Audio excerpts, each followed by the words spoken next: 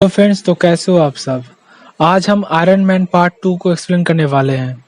ये एक्सप्लेनेशन अगर आप लोगों को पसंद आता है तो चैनल को सब्सक्राइब जरूर करना। तो चलिए स्टार्ट करते हैं। मूवी के स्टार्टिंग में हमें एक आदमी को दिखाया जाता है जिसका नाम इवान वैंको होता है। वो टीवी पे आयरन मैन की कुछ इंटरव्यू देख रहा होता है और वो बहुत दिनों से टोनी स्टार्क जैसा एक आर्क रिएक्टर बनाने की कोशिश कर रहा था और एक दिन वो उसे पूरा कर लेता है। और यही होता है इस मूवी के मेन विलेन। अब हम टोनी स्टार्क को देखते हैं जो कि अपने न्यू कंपनी स्टार्क एक्सपो की लॉन्च के लिए एक फंक्शन पे आते हैं। अब जब वो वहां से निकल रहे होते हैं तभी एक लेडी आके उसे कोर्ट की नोटिस देता है और कहता है कि कल आपको कोर्ट में आना होगा। अब अगले दिन कोर्ट में टोनी से उस हथियार आयरन मैन को सरकार को सौंपने की मांग किया जाता है, पर इस बात से टोनी बिल्कुल इनकार करता है और कहता है कि वो सूट मैं ही हूँ, वो कोई हथियार नहीं है। अब एक आदमी जिसका नाम जस्टिन हैमर होता है वो कुछ झूठे सबूत पेश करके टोनी को फंसाना चाहता था, लेकिन टोनी वहां पे बैठे बैठे उस सिस्टम को हैक करके उन क्लिप्स को फेक साबित कर देता है और सबको कहता है कि मेरी सूट मेरा ही रहेगा। ये बोल के वो वहां से जाने लगता है।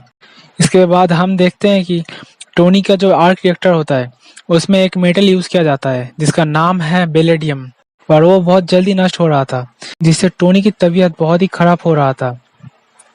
इसके बाद यहाँ पे एंट्री होता है नताशा की। टोनी उसे हैप्पी के साथ बॉक्सिंग करने के लिए कहता है और वो पलक झपकते ही हैप्पी को नीचे गिरा के हरा देता है। इस सीन के लिए एक लाइक तो बनता ही है।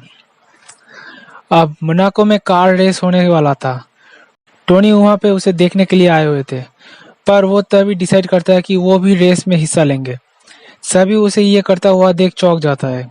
अब रेस स्टार्ट होता है। टोनी काफी अच्छा चला रहा था, तभी एक आदमी रेस ट्रैक पे आ जाता है। ये असल में और कोई नहीं बल्कि वही इवान बैंको है। वो टोनी की गाड़ी पे अटैक करता है जिससे टोनी की गाड़ी पे एक्सीडेंट हो जाता है। वो टोनी पे लगातार अटैक करने लगता है, पर तभी पेपर आके उसे उसका सूट दे देता है और अब आता है उसकी बारी। वो सूट को काफी स्टाइल से पहन रहा होता है और बहुत लोग उसे ये करता हुआ देख के बहुत खुश हो रहा था। इसके बाद वो इवान को बहुत पीटता है और उससे हरा के उस रिएक्टर को निकाल लेता है। अब अपने ही जैसा एक रिएक्टर को देख के टोनी शौक में आ जाता है और अब टोनी को पता चल चुका था कि वो अब ज्यादा दिन नहीं जी सकता, इसीलिए वो फौरन अपने कंपनी का सीईओ पेपर को बना देता है। पेपर इस बात से हैरान हो जाता है, पर टोनी उसे अपने हालात के बारे में कुछ नहीं बताता। अब जेल से वैंको को हैमर निकल चुका था और उसे लेके अपने लैब में आता है और कहता है कि मैंने देखा है कि तुम टोनी स्टार्क को कितना नफरत करते हो और मैं भी उससे उतना ही नफरत करता हूँ जितना कि तुम करते हो। तो क्यों ना तुम मेरे लिए काम करो और आज से तुम मेरे लिए बिल्कुल टोनी की तरह एक सूट बनाओगे जिससे मैं उसके कंपनी को खत्म कर सकूं। इसके लिए तुम्हें जो भी चाहिए मैं तुम्हें वो देने के लिए राजी हूँ। अब एक दिन टोनी के घर में पार्टी था। उस दिन टोनी की तबीयत कुछ ज्यादा ही खराब था। ऊपर से उसने खूब सारा ड्रिंक किया हुआ था और नशे में वो सूट के जरिए चीजें तोड़ना स्टार्ट करता है जो कि काफी खतरनाक साबित होता है। इसीलिए रूडी उसे ये सब करने के लिए मना करता है, पर वो उसका एक भी नहीं सुनता। इसके लिए रूडी नीचे जाके मार्क 2 को पहन के ऊपर आता है और टोनी को सूट उतारने के लिए कहता है। ये देख टोनी गुस्सा हो जाता है और वो दोनों लड़ने लगता है जिससे वहां पे एक बहुत जोरों का धमाका होता है और टोनी बेहोश हो जाता है और वो रूडी को देखता है कि रूडी उस सूट के साथ उड़ जाता है और अब रूडी आर्मी बेस पर आता है।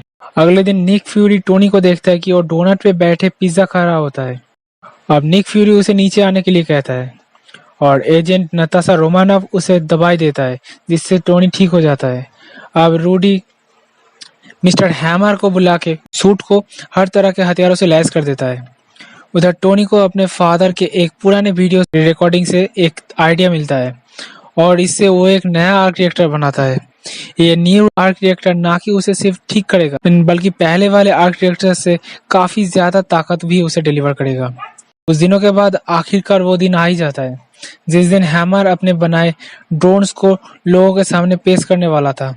वहां पे कर्नल रूडी भी मौजूद था, उन सब ड्रोन्स की हेड के तौर पे। हैमर एक एक करके अपने सभी रोबोटिक्स ड्रोन्स को पेश करता है। सब कुछ सही चल रहा होता है, पर कुछ ही देर में वहाँ पे आयरन मैन लैंड करता है, जिससे सब लोग बहुत खुश हो जाता है। वो रूडी को कहता है कि तुम्हें पता है हैमर इवान के साथ काम कर रहा है। और टोनी हैमर को सीधा सीधा पूछता है कि बताओ इवान को तुमने कहाँ पे छुपा रखा है। तभी रूडी के सिस्टम को इवान हैक कर देता है, जिससे वो रूडी के सूट के जरिए टोनी पर फायर करना स्टार्ट करता है। टोनी वहां से भागने लगता है, पर तभी रूडी और बाकी सारे ड्रोन्स को उसके पीछे लगा देता है इवान। उनमें से कुछ ड्रोन्स को डिस्ट्रॉय कर देता है। उधर नताशा हैमर से इवान के पता निकाल लेता है और उसे पकड़ने के लिए हैप्पी के साथ वहां पे जाने लगता है और उसके सभी गार्ड्स को मार के उसके मेन केबिन में पहुंचता है, पर वो वहां से निकल चुका था। अब टोनी और रूडी एक पार्क में आके गिरता है। नताशा उस कंप्यूटर से रूडी की सूट को ठीक कर देता है। अब दोनों उन लोगों को मारने की प्लान बना रहा होता है। इतने देर में सभी ड्रोन्स उन लोगों को चारों तरफ से घेर लेता है और अब वो दोनों मिलके उन सभी ड्रोन्स को बहुत ही अच्छी तरीके से डिस्ट्रॉय कर देता है। कुछ ही देर में इवान वहां पे आता है एक सूट के साथ और अब होता है असली फाइट। वो दोनों उसे हराने की बहुत कोशिश कर रहा होता है, लेकिन इवान उन दोनों को बहुत ही बुरी तरह से पकड़ लेता है। इसीलिए वो दोनों अपने अपने हाथ को आगे करता है। इससे एक धमाका होता है। इसी धमाके में इवान वहीं पे खत्म हो जाता है। अब उसने जितने भी ड्रोन्स बनाए थे उन सब में बॉम्ब फिट किया गया था। उनमें से एक के ठीक पास पेपर खड़ा हुआ होता है। अब अपना हीरो वहां पे आता है और पेपर को वहां से बचा के एक टेरिस पे ले जाता है।